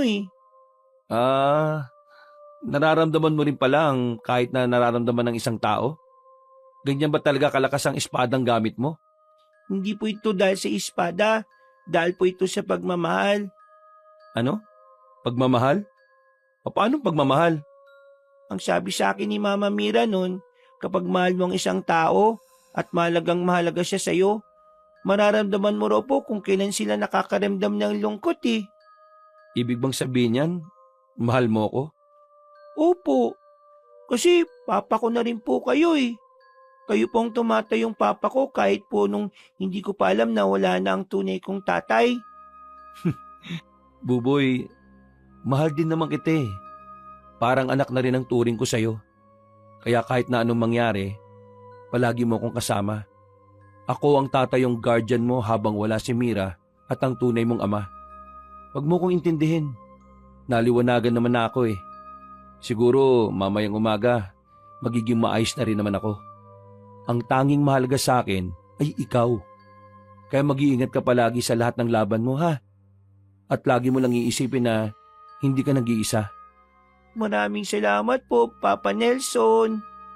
Hinaplos na lamang ni Nelson ang ulo ng bata. Mga ilang sandali lamang ay bumalik na lang din silang dalawa sa kanilang pagtulog. Dakong 9:00 na ng umaga nang makabangon na si Nelson. Pagbaba niya ng sala, nagluluto na ang dalawang kaibigan niya. Oh, kayo na naman ang nagluluto. Di bale, kapag natapos tong problema na to, kayo naman ay pagluluto ko. Ayos lang sa amin Tsaka na-trauma na kami sa luto mo Oo nga, takot na kami sa ampalaya with egg mong sobrang pait. Uy, grabe kayo sa akin Ay, siya nga pala. Nasaan pala si Buboy? Ayun, hinayaan na muna naming lumabas. Baliw, bakit yung hinayaan? Saan nagpunta? Pinuntahan yung pagdating ng labi ni Mamborong. Hindi lang basta kakaiba si Buboy, no? Kakaiba rin yung pangunawa niya. Biruin mo, minaltrato siya ng matandang yun. Pero alam mo kung anong sinabi niya kanina nung nagpaalam siya? Awawa daw si Mamborong kasi walang dadalaw sa lamay niya mamayang gabi. Ay nako, talagang batang yun O sige, dito na muna kayo Susundan ko lang siya. Ay teka, dala ba niya espada niya? Hindi. Pinaiwan namin kasi baka pagkaguluhan siya ng mga tao dyan sa labas. Mabuti naman kung ganon. Agad na lumabas ng bahay ang lalaking si Nelson at agad na nagtungo sa kinaroroonan ng bahay ni Mamborong. Pagdating niya roon, nakita niyang nakatuntong sa upuan ng batang si Buboy habang nakatingin kay Mamborong sa loob ng kabaong. Papa Nelson, bakit parang iba ang mukha ni Lolo Borong? Ha? Kasi kapag ang tao namamatay, dinadala yan sa punerarya. Inaayusan sila. Minsan, kaya nag-iibang itsura nila kaysa sa dati kasi mas payat na ang mukha nila kapag patay na sila. Kaya ang ginagawa sa punerarya, may mga nilalagay sila para umayos ang muka. Yun nga lang, nagbabago na talaga yung muka kumpara sa dati. Ganun po pala. Pero Papa Nelson, sigurado po kong malulungkot si Mama Mira kapag nalaman niyang wala na ang lolo niya. Wala tayong magagawa, Buboy. Yun talaga ang mangyayari. Ang magagawa lang natin para sa mama mo, dapat nasa tabi niya tayo sa oras na malaman niya na ang nangyari. Nang sa ganun meron siyang masasandalan at paghuhugutan ng lakas. Kaya nga po dapat matalo na natin yung mga aswang para makabalik na po si Mama sa atin. Kailangan ko pong makalaban ulit yung matandang aswang na yun. Bumuntong hininga na lamang si Nelson at pasimpleng sumilip sa kabaong ni Mamborong. Matapos ang sandaling yon ay bumalik na rin sila sa kanilang bahay. Sabay-sabay silang kumain. Hindi alam ni Nelson kung kailan ulit mangyayari ang pag-atake ng mga aswang. Kaya sa mga sandaling kasama niya si Buboy, hindi niya sinasayang ang oras para mas lalo pa silang mas maging epektibong tagapagtanggol. Lumipas ang ilang araw at himalang walang nagpaparamdam ng mga aswang. Sinamantala ni Nelson ang sandaling kapayapaan para ilaan sa kanilang pag-iensayo. Tuwing umaga hanggang tanghali, nag-iensayo sila sa kung papaano ang tamang paghawak ng espada. Ay, grabe. Nakakapagod. Pakiramdam ko nabawasan ng kaunti yung taba ko Alam mo naman talaga, 4 na araw pa lang natin tong ginagawa no? Ang malaga naman ngayon ay natututo tayo. Para kapag may mga nakalaban na tayo ulit ng mga aswang, hindi na tayo mag-aalinlangan pa kasi meron na tayong alam. Magagawa na rin nating makasabay. Si Buboy, tahimik na naman. Ano bang ginagawa niya? Napatingin sila sa batang nakatingin sa malayo habang nakaupo sa malaking bato. Nilapitan nila ito at saka tinanong, "May problema ba, Buboy?" Po, wala naman po. Bakit parang malalim ang iniisip mo? Hindi po. Natatay lang po ako. Hindi pa po ba tayo uuwi? Ay nako, pambirang batang to. Natatay lang pala. Pwede ka naman dumumi dyan sa likuran ng puno May dala naman tayong tubig. Tapos, tabunan mo na lang ng lupa. Hindi sanay si Buboy sa ganyan. Ang mabuti pa, umuwi na lang muna tayo sa atin. Dali-daling naglakad ang 4 pauwi. Nang makarating na sila sa kanilang baryo, napatigil na naman ang batang si Buboy dahil meron itong inaamoy. O bakit, Buboy? May mga aswang ka bang nararamdaman ngayon? Wala na po sila ngayon pero kanina malakas po ang kutob ko na dumaan sila dito. Hindi kaya hinahanap na si Buboy ng mga aswang? Hindi po ako ang pakay nila. Sino? Nandito sila sa baryo para manguha na naman po ng kakainin. Yung mga alaga ko sa farm. Hindi po. Hindi na po hayop ang gusto nilang kainin Ang gusto na nilang kainin ay ang karne na po ng tao. Kailangan po natin silang bantayan. Nagmamasid sila ngayon At pagsapit ng gabi, saka sila mangunguha ng tao. Sa sinabing yun ni Buboy, muli na namang naalarma ang kanilang kalooban. Pero sa kabilang banda, nakakaroon ng pagkasabik sa puso ni Nelson. Gustong-gusto na niya kasing masubukan kung anuman ang natutunan nila sa pag-iensayo. Higit sa lahat, gustong-gusto na rin niyang matalo ang mga aswang. At nang sa ganon ay makakasama na nilang muli ang babaeng si Mira. Hindi na nila namalayan ang oras. Gabi na pala. Masyado na silang nawili sa kakalaro ng baraha. Dakong 6:00 ng gabi, hinanda na nila ang kanilang sarili. Kinuha na nila ang kanilang mga sandata at binalot na lamang nila ito sa tela. Lumabas na sila ng bahay. Masuring pinakikiramdaman ni Buboy ang paligid. Marami-rami ang mga tao sa labas. Perpektong pagkakataon yun para sa mga aswang. Buboy, wala ka pa bang nararamdaman? Malabo pa po ang pakiramdam ko, Papa Nelson. Paano malabo? Pakiramdam ko narito sila, pero pakiramdam ko rin wala naman. Ay nako, mukhang magulo nga yan ah. Kailangan na lang po nating suriin kung ang mga makakasalubong at nakikita natin normal na tao lang ba o aswang.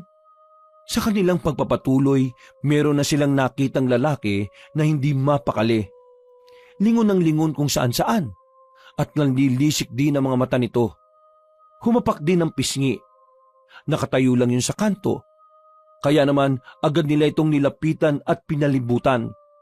Hoy aswang, huwag ka nang tatakas ngayon. Diyan ka pa talaga nag-aabang ng bibiktimihin mo ha. Hindi sumagot sa kanila ang lalaki. Nakatingin lang ito sa kanila at bahagya pang natawa. Hindi rin mapirme ang panga nito sa kakagalaw. Manda ka ngayon. Sandali po, Papa Nelson. Oh, bakit? Hindi naman po siya aswang eh. Nelson, mukhang lulong lang to sa droga. Hindi to aswang.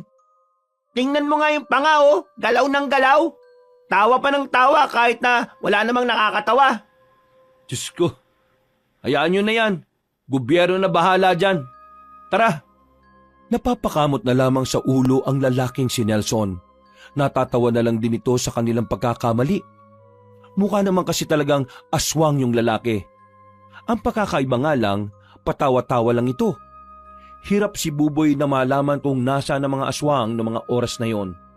Kahit na anong gawin nilang lakad ay wala naman silang nakitang aswang. Tumigil na muna sila sa harapan ng nakasaradong tindahan. Hanggang sa isang sandali lang, Siguro ng babae yun ah. nauna na ang batang si Buboy tumakbo. Agad naman nila itong sinundan. Nakarating sila sa isang kanto na kung saan wala nang gaanong bahay na nakatirik doon. Tanging mga pananim na gulay na lamang ang naroon. Nang hanapin nila ang babae, nakita nila ang naiwang bag sa gilid. Merong yung bakas ng dugo.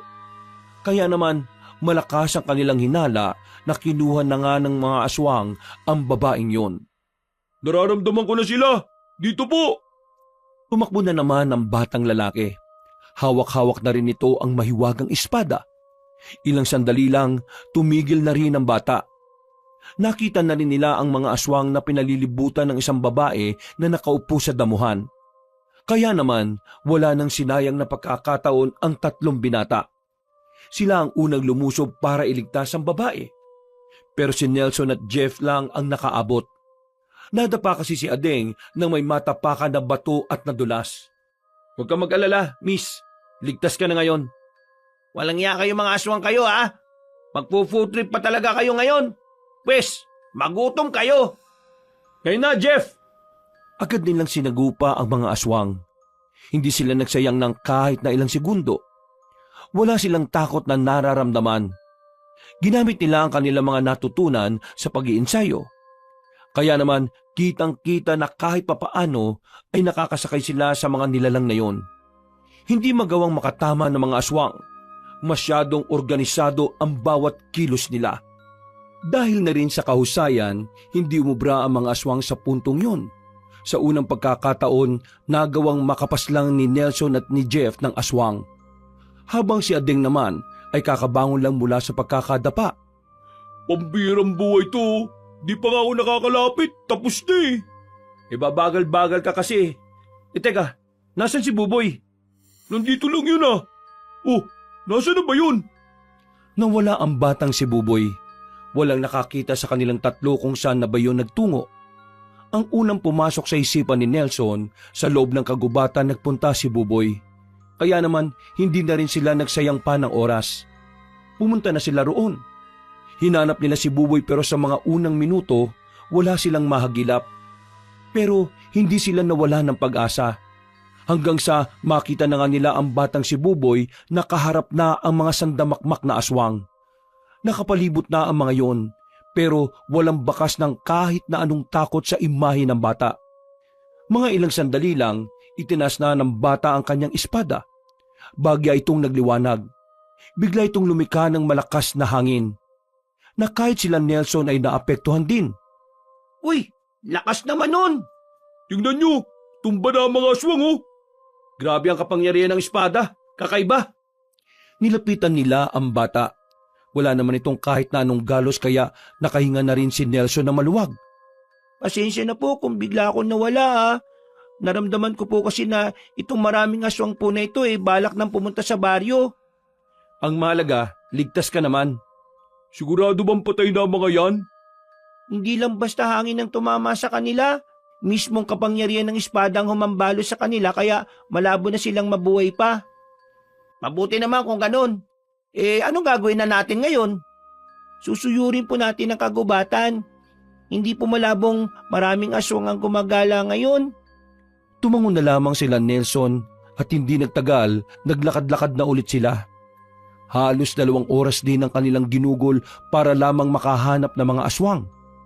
Pero sa pagkakataong yon ay wala na rin silang nakita. Sandali na muna silang umupo sa kakahuyan. Minabuti na muna nilang magpahinga. Mukhang yun na lang talaga ang lahat ng aswang na nakalaban natin, Buboy. May nararamdaman ka pa bang iba? Hindi ko pa rin po sigurado Basta, hindi pa po ako komportable ngayon. Alam niyo, tingin ko, mas makabubuti kung babalik na muna tayo sa atin. Baka kasi habang narito tayo, doon naman sila manggulo Oo nga, tama siya Ding. Balik na muna tayo. O sige, babalik na muna tayo para makapagpahinga na rin muna kayo na maayos. O sige na pre, pasok na muna kayo. Kahit kami na lang muna ni Buboy rito. Sigurado ba kayo? Oo, sige na. Gigisingin na lang namin kayo kapag nandyan na ulit ang mga aswang. Tinapik na lamang siya sa balikat ng kanyang 2 kaibigan. Pagpasok ng 2 ay umupo na rin sila sa tapat ng pinto. Tahimik lamang sila ni Buboy habang nagmamasid sa kanilang paligid. Para hindi mabagot, kinwentuhan na lamang ni Nelson ang bata sa kung ano-anong bagay. Halos 1 oras na siyang dumadaldal. Maya-maya, nakita na lamang niyang nakatulog na pala si Buboy. Ipinasok na lamang niya yon sa loob. Nang isasara na sana niya ang pintuan, bigla na lamang siyang nakarinig ng tinig ng isang babae. Pamilyar sa kanya ang tinig na yon. Para bang umiiyak. Parang humihingi ng tulong. Sa palagay niya, malapit lang sa kanya ang kinaroroonan ng tinig na yon. Kaya naman lumabas siya ng bakuran nila. Tila ba unti-unti siyang nawala ng kontrol sa kanyang sarili. Batid niya ang nangyayari pero kusang umakbang ang kanyang mga paa. Ano bang nangyayari sa akin? Bakit hindi ko makontrol ang mga paa ko? Namalaya na lamang niyang malayo na siya sa kanyang bahay. Pagtingin niya sa gilid, meron ng isang matandang lalaki na nakatayo roon. Nakangiti yun sa kanya ng nakakaloko. Ano iho? Handa ka na bang pumasyal sa amin? Nanlalaki ang mga mata ni Nelson nang makitang naroon na pala ang pinuno ng mga aswang. Kukuha pa sana siya ng bato pero sa kabilang banda naman ang mga kasamahan nito. Anong gagawin nyo? Huwag ka mag-alala, iho. Hindi ka naman namin sasaktan Ano ka ba? Isasama ka namin at ipapasyal ka namin sa lungga ko. Hindi ako papayag! Nawalan na lamang ng malay si Nelson nang maramdaman niyang may matigas na bagay na tumama sa kanyang batok. Hindi na niya alam ang mga sumunod na nangyari. Nagising na lamang si Nelson sa loob ng isang kulungan. Marumi ang kulungan na yon. Mabaho rin dahil naaamoy niya ang pagkapanghi sa paligid. Agad na napabangon ang binata. Sa katapat niyang kulungan, nakita niyang naroon si Mira. Nakahinga siya ng maluwag nang makitang buhay pa ang babae. Pero sa kabilang banda ay nakaramdam din siya ng awa para dito. Mira, mabuti naman at buhay ka. Anong nangyari? Bakit ka narito? Hindi ko alam Parang nahipnotismo nila ako at kusa na lang ako lumabas ng bahay. Malakas ang pakiramdam ko na gagamitin nila tayong 2 para mapasuko si Buboy. Ligtas si Buboy? Maayos lang ba siya? Kumusta siya? Huwag ka mag-alala. Nasa maayos na kalagayan si Buboy. Sa katunayan, nakakapagsalita na siya ngayon. Ha? Nakakapagsalita na siya? Paano nangyari yon? Nung gabing malakas ang ulan, bigla siyang nakidlatan. Ang buong akala ko nga noon mamamatay na siya. Pero himulang nabuhay siya at wala man lang lapnos sa katawan niya. Ang sabi sa akin ni Buboy, may kumausap daw sa kanyang anghel habang wala siyang malay. Tapos, ayun, naging ganun na siya. Nagulat na nga lang kami na diretsyo na siya magsalita. At sinasabi niya na tagapagligtas daw siya. Kakalabanin daw niya ang mga aswang. Totoo nga talaga ang sinabi ng ama niya na si Buboy na lang ang natitirang miyembro ng kanilang angkan. Nasa na nga pala yung boyfriend mo, ang ama ni Buboy? Totoo bang wala na siya? Nang dali nila ako rito, nakita ko na yung ulo niya na nakasabit sa labas, kasama ng iba pang angkan nila. Napuyuko ang babae. Nararamdaman ni Nelson ng lungkot sa tinig nito.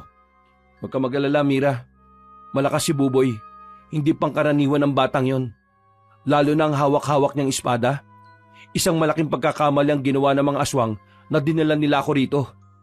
Isang malaking pagkakamali? Anong ibig mong sabihin? Malalaman ni Buboy kung nasaan ako. Nararamdaman ko yun.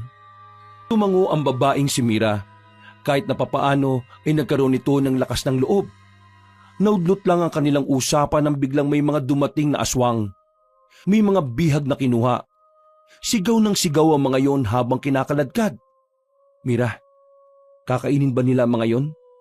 Oo, kakainin nila ang mga yon. Lahat na nakakulong dito, pagkain nila. Maliban na lang siguro sa ating dalawa. Kawawa naman pala mga tao rito. Sana makagawa sila Buboy ng paraan para makarating kagad dito bago pa maubos ang mga bihag. Teka, anong oras na ba? Narinig ko kanina 9:00 na. Nang umaga? Hindi, ng gabi. Sobrang haba pala ng tulog ko. Makalipas lang ang 2 oras, pumasok na naman ang mga aswang sa kulungan nila. Pweresang inilabas ng selda si Mira at si Nelson. Tinalian sila sa kamay. Dinala sila sa isang malawak na bakuran kung saan nagtitipon-tipon ang mga aswang. Iginapo sila sa katawan ng puno. Habang ang mga aswang naman sa gilid ay parang mga buang na tuwang-tuwa sa nangyayari. Ang ganda niyo palang pagmasda na magkatabi habang nakagapos sa punong yan. Pero mas maganda siguro kung kasama na ninyo ang bubwit na yon. Baka wala ba kami rito? Sira pala ulo mo eh. Iginapos nga kayo dyan tapos uutusan mo akong pakawalan kayo? Aba, buwang ka pala. Kahit na anong gawin mo, hindi mananalo ang mga aswang. Baka nakakalimutan mo, ganda. Yung batang bubwit na lang ang natitira sa angkan nila. Inubusan namin lahat ang angkan niya. At kapag naisama na namin siya, tuluyan na naming magagawa lahat ng pinaplano namin. Hindi mo kakayanin ng batang yon, tanda. Naalala mo pa naman siguro ang nangyari nung una kayo nagkatapat, di ba? Kung hindi siya nawala ng malay, baka inuuod ka na sa lupa ngayon. Tingin mo, wala akong ginawa sa mga nakalipas na araw? Inisip mo ba talaga na kung ano ko nung sandaling yon ganun pa rin ako ngayon? Inutil! Makikisabat ka na lang hindi ka pa nag-iisip. Kahit na may bago ka pang kaalaman, hindi ka pa rin uubra sa batang yon. Kailangan mo na lang talagang tanggapin na isang musmus na bata lang ang papas lang sa'yo. Manahimik ka! Itiko mo yung bunganga mo! Nakakairita ka na!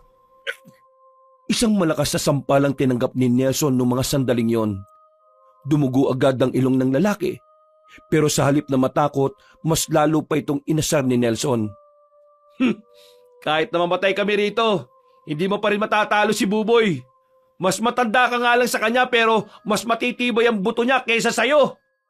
Marami ka pang sinasabi. Tingnan na lang natin kung anong gagawin ng batang sinasabi mo. Lalo na kapag inabutan niyang nasa bingitan ng kamatayan ang buhay ninyong dalawa. Tumawa na naman ang malakas sa matandang aswang. Ganon din ang ibang mga aswang na naroon. Sa mga sandaling yun, aminado naman ang binatang si Nelson na dihado sila sa lagay na yon. Lalo pat hindi rin niya mabilang kung ilang aswang ang makakaharap ni Buboy at ang kanyang 2 kaibigan. Muling bumalik ang matandang si Nandro para ipaalam ang balita sa kanilang 2. Nakangiti ito agad na parang sigurado na itong ang mga aswang ang magtatagumpay sa gabing yon. Ha! Narito na ang batang ipinagmamalaki ninyo. Sa kasamaan palad 3 lang sila. Kaya naman, alam nyo na kung anong mangyayari sa kanila.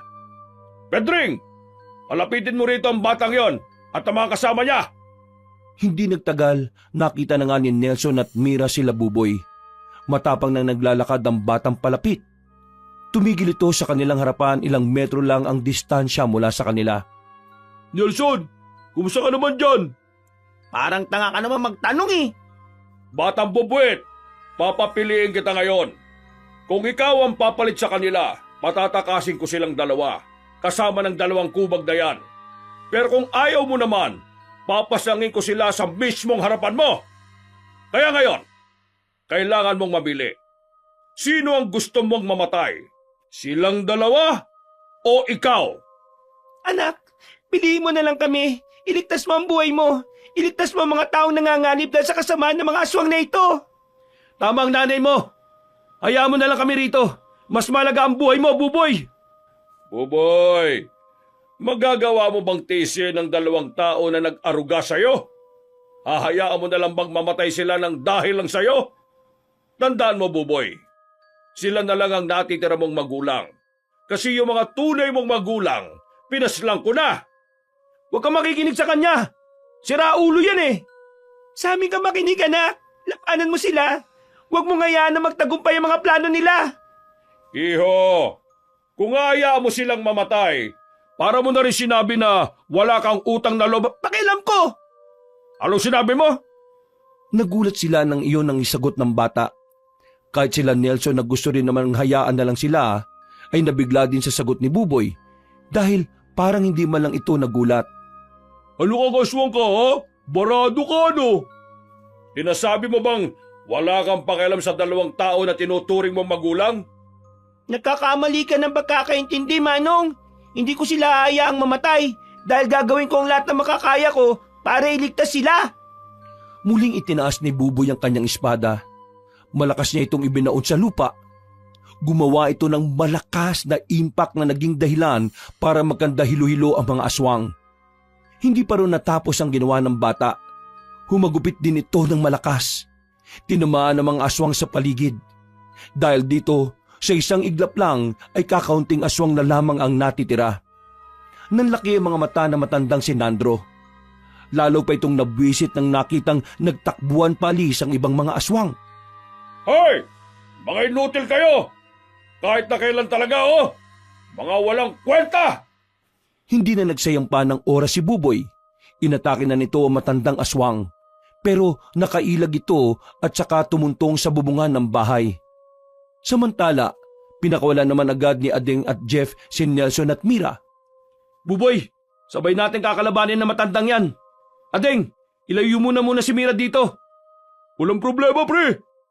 Ngumiti sa kanila ang bata.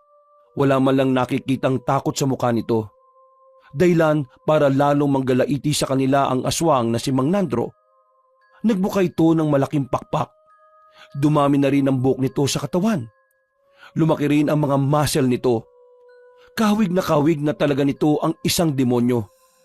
Magsisisi kayo na kinalaban niyo ako! Maganda na kayo! Lumusob sa kanila ang matandang aswang. Agad nitong inatake ang bata pero nakaresponde din naman sina Nelson at Jeff. Tinaga nila si Mang Nandro sa kasamaang palad na hawakan lang nito ang kanilang sandata. Hinila sila at saka sinuntok ng malakas sa tiyan. Sa lakas ng pagkakasuntok, namilipit agad sila sa sakit. Pero kahit na ganoon, pinilit pa rin ni Nelson na makabangon.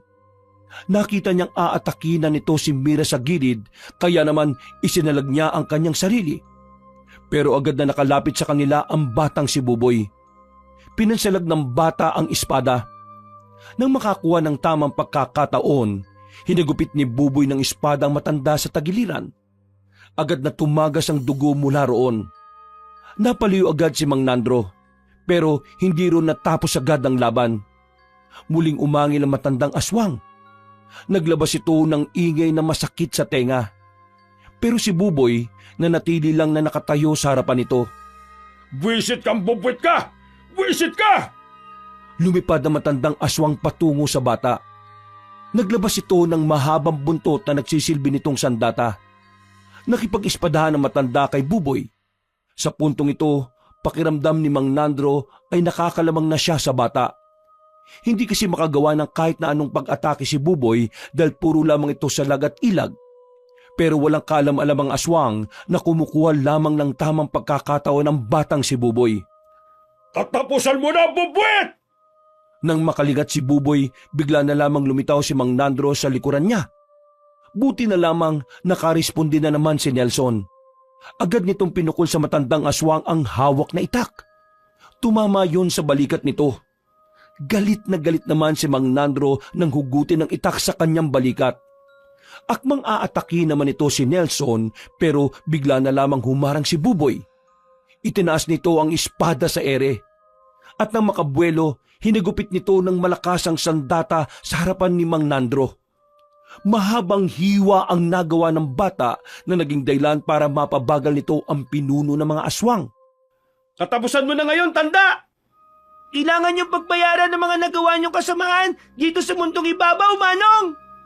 Huwag mo kong tinatawag na Manong! Magpaalam ka na, Manong! Sinabi ng huwag mo kong tawagin na! Hindi na nagdalawang isip pa ang bata. Itinarak na rin ito ang espada sa dibdib na matanda. Biglang umilaw ang espada na nagdulot ng kakaibang kirot kay Mang Nandro. Anong nangyayari sa akin? Anong nangyayari? Kinukuha ka na po ng impyerno, kaya paalam na, Manong! Mas lalo pang ibinaon ni Buboy ang espada sa dibdib ni Mang Nandro. Kaya maya-maya lang din, tuluyan na nga itong bumagsak.